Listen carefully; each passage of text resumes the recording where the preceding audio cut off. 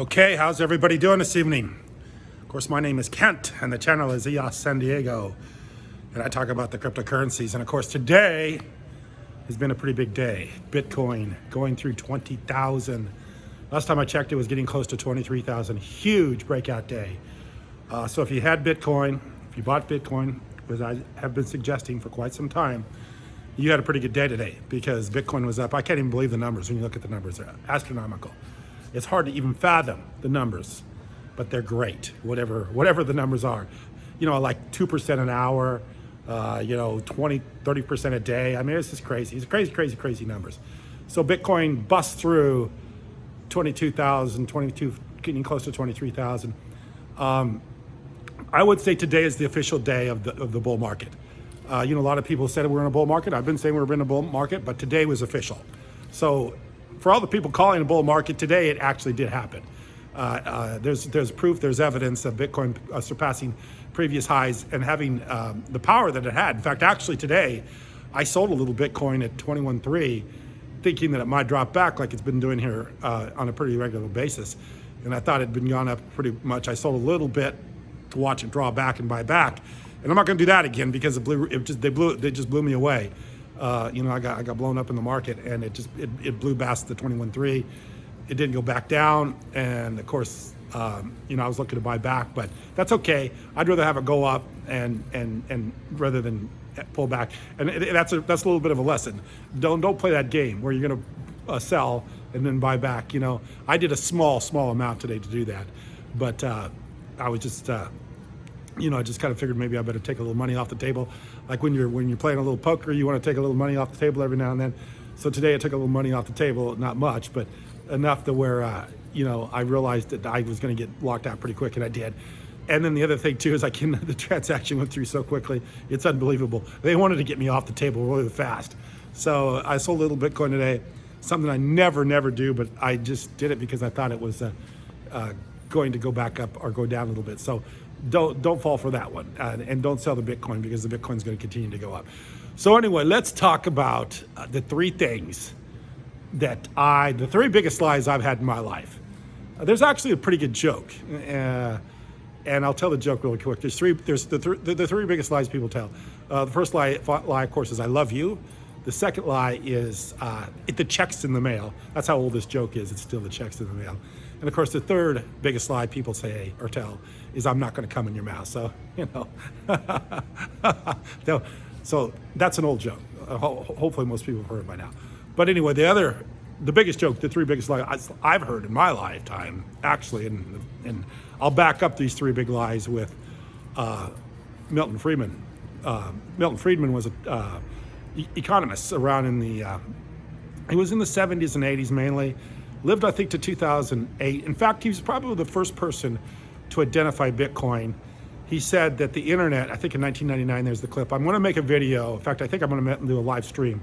And I'm going to link the video to all the things that I say. So as I say something, I'm going to go to the Milton Friedman tape, Milton Friedman talk, because he did a number of them over the years in the 70s and 80s, and they've been put on YouTube. And I'm going to go to exact spot where he says the thing that I'm talking about. And I'm going to back up what I'm saying with the world famous, Milton Friedman, who was the greatest economist of all time, in my opinion. Probably one of the smartest guys to ever be an economist. And certainly had a lot of things to say in the 70s and 80s about inflation, about the monetary system, about the Federal Reserve, and a lot of very interesting things. And the guy was a very, very smart man. So I'm going to back up everything I'm saying tonight with what Milton Friedman said in the 70s and 80s and 90s. So the three biggest things that I've been lied to throughout my life is, number one, get a job. That was the biggest lie that I've ever been told. Get a job. And fortunately, I never really fell for that lie. And the reason I never really fell for that lie is because my grandfather, who I was very close to, my mother's father, had a job throughout the 50s, 40s, probably 40s is when he got the job, 50s, 60s, and worked through a job. And then in the 70s, he retired. But I think he said he got about $600 a month when he retired, which was nothing by the time the 70s had hit with the inflation, and the taking off the gold standard and everything like that. Kind of like the rich dad, poor dad thing. It was the poor dad thing. My grandfather had a job, He had a $600 a month pension. He felt that was going to be a nice living for he and my grandmother for the rest of his life. And then when he retired, it was nothing. So he was kind of upset about that. He told me about it. And of course, I knew right then that getting a job was not going to be a good fix for the rest of my life. And of course, my mother told me the same thing. She told me that jobs never get you ahead. So fortunately, I did not believe that lie, get a job. But there was a lie I've been told to all my life, and you've been told the same lie, get a job, get a job. It's a big lie. Don't listen to it. It's a lie. The second biggest lie that you've been told, and I've been told, was told my whole life, was start a business. Because that one I fell for. You know, I was an entrepreneur, went to school and studied business, and I thought, well, I'll get it, own my own business. That's the way to go. That's a great idea. So that one I fell for, and of course that was a bad idea. A big lie. Should have never fell for it. And to give you some idea, you know, people are going to say, well, what do you mean? Businessmen always make money. No, they don't. Most businessmen lose money, and according to Milton Friedman, most businesses lose money.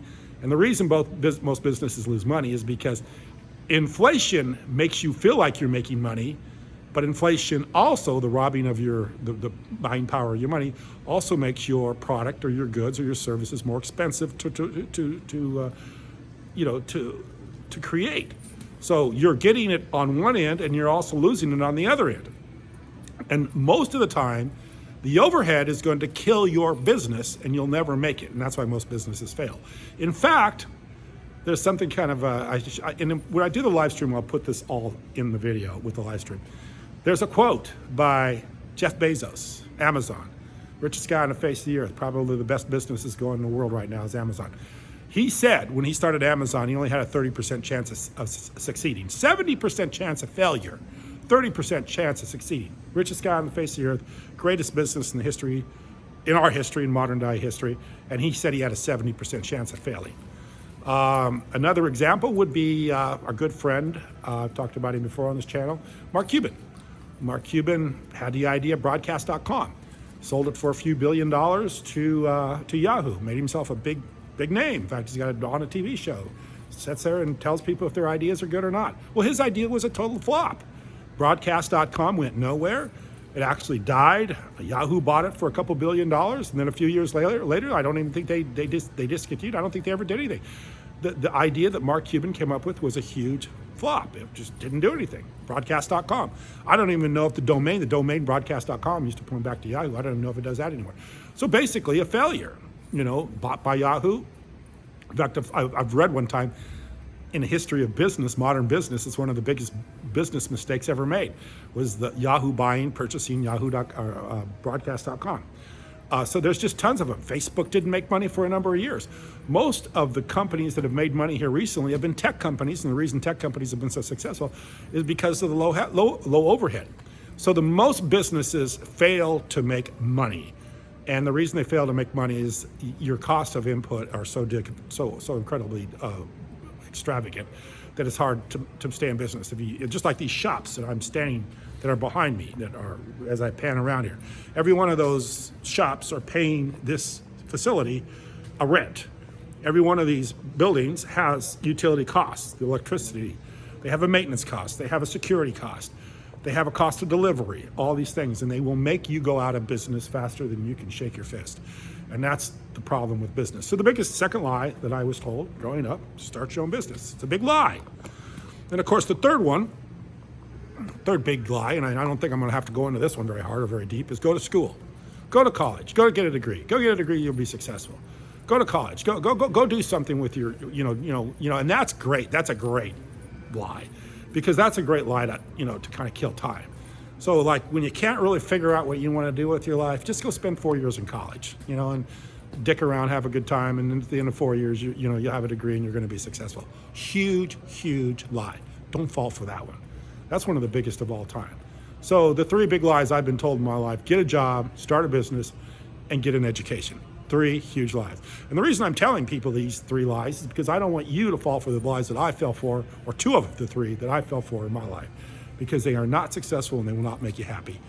And of course, then that leaves you what to do with your life. Where do I go with my life? What do I do? Well, I started out in my life, and I wanted to become a real estate investor. In fact, that was my goal when I graduated from college. to invest in real estate. And, you know, that's a tricky business. You can make some money at it and you can lose a lot of money at it. The problem with that is if you don't buy in the right locations, you're not going to make any money. And that's unfortunately what happened to us. We bought property in a place where people didn't really want to live, a place that wasn't a very good climate, and a place where there were no jobs and there wasn't very little economy, and that was Nebraska. So we bought some rentals in Nebraska and they didn't do very well. And of course, a few years later, I think 15, 20 years later, they barely appreciated, maybe, you know, $10,000 or $15,000 more than we paid for them. So that was a very tricky thing. So real estate has always been something to do, but you got to be very sharp and you got to know where to buy, and you got to know, you know, just like here, I'm in Southern California. The 5 freeway is just right over my shoulder. If you're this side of the freeway, you got a deal. If you're that side of the freeway, you better be careful. And the further you go that side of the freeway, the more careful you better get. Because you go all the way into where it gets hot in the summertime, you're probably not going to see the appreciations you're going to see here. But here is expensive. So that's a difficult thing to do. Once you buy in, you're safe. But until you get bought in, you're in a problem. And everything like that. So what else is there to do besides real estate? Real estate's a good idea. And a lot of people make themselves fabulously rich with real estate. The other idea is investment. You got to find something to invest in. You can't go out and make a living with today's inflations and the way money's being devalued and the expensive business with these 2 hands.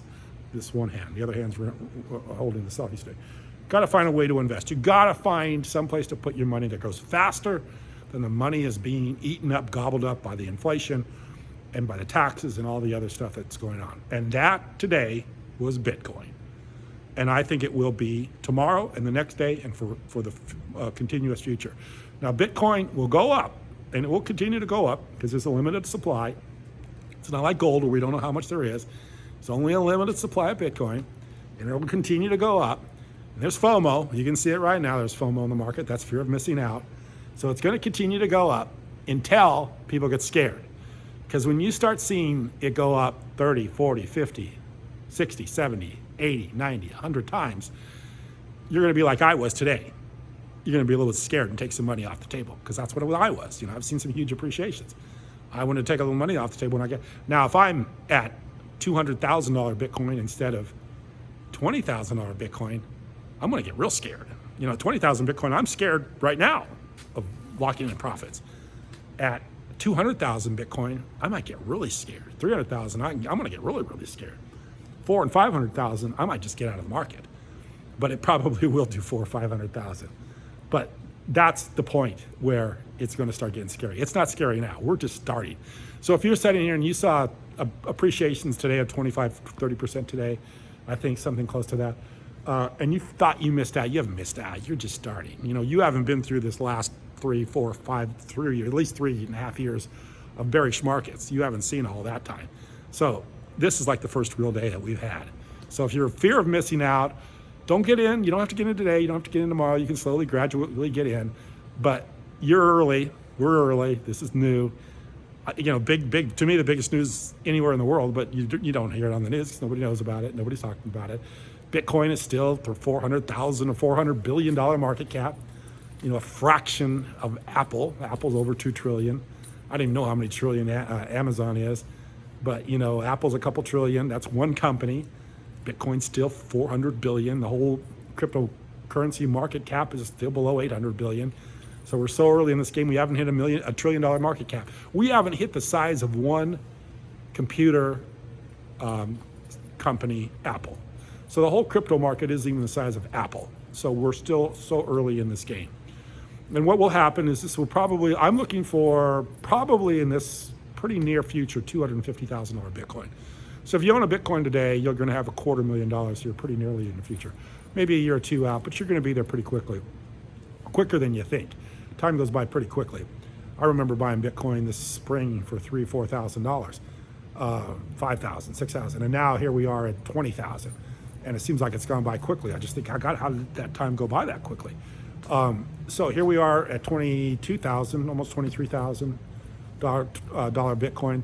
When it gets to be 5, 6, or 5, 250, 300,000, 400,000, wherever it goes, it's going to go into the hundreds of thousands of dollars. I myself believe that's going to happen. If you do or not, I don't know, but I personally believe it's going to be in the hundreds of thousands of dollars per Bitcoin. At that point, you might see money siphoned off to other cryptocurrencies, like what happened in the last bull market. Bitcoin started doubling, tripling, and of course, when you own Bitcoin at 300 and it goes to 10,000, 20,000, then Ethereum starts going from a few dollars to $1,100. You see those rapid appreciations, so you jump to Bitcoin and go to the altcoins, and that'll happen again. And at time, whatever altcoin is the flavor of the time, you're going to see that thing go up, take off, blow up, just like Ethereum did. So you're going to see that happen too.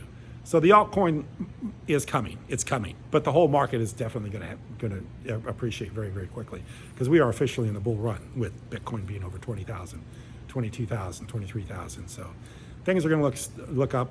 We're going to go much higher very, very quickly. And like I say, don't fall for the three big tricks that I fell for.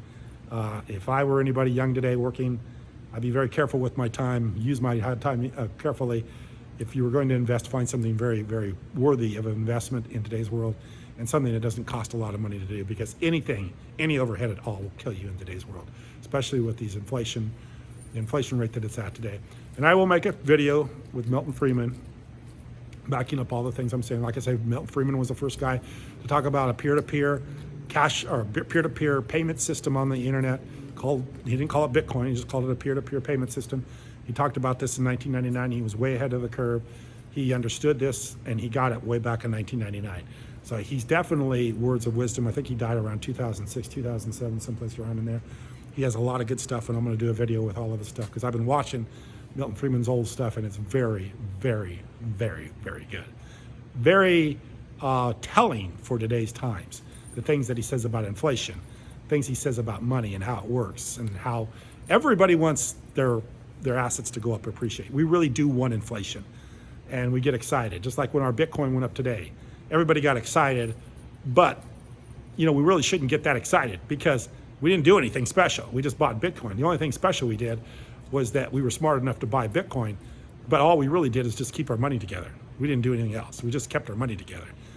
We just didn't lose it like everybody else did today. As Bitcoin was going up, everybody was losing money, because the inflation was starting to hit the markets, and the devaluation of the money was starting to hit the markets with what people feel is coming very soon, which is massive stimulus and massive checks to bail people out to help keep your economy going, because that's what people want. They want money printed. What people really, really want is they want government support. They want to be able to quit their job, not have to work, not come to work every day, to stay home and get a stimulus check, to get a government support check.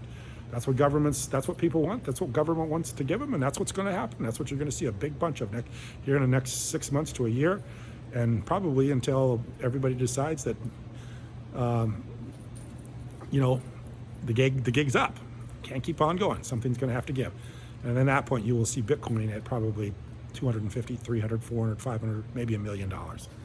When I first heard Bitcoin $1 million, I think I heard it from, McAfee, and I thought it was crazy. And then the more I thought about it, maybe possible. And then the more I think about it, and of course, COVID has done nothing but help Bitcoin, because it's just made the money cheaper, because of the fact of stimulus and all the other stuff that's happened. So at that point, then I started thinking very possible, and I think very, very, very possible. So anyway, a lot of good things going on. Plus, we have a couple challenges going on, trying to get listed on a couple more exchanges. So if you want to check out these challenges, I'm going to put them in the description below. I'm going to do a live stream video here with Milton Friedman and some of the stuff that he said back in the 70s and 80s. That's very pertinent for today's world. And I'm going to make that video hopefully in the next few days, too. Anyway, I appreciate you watching. Thank you.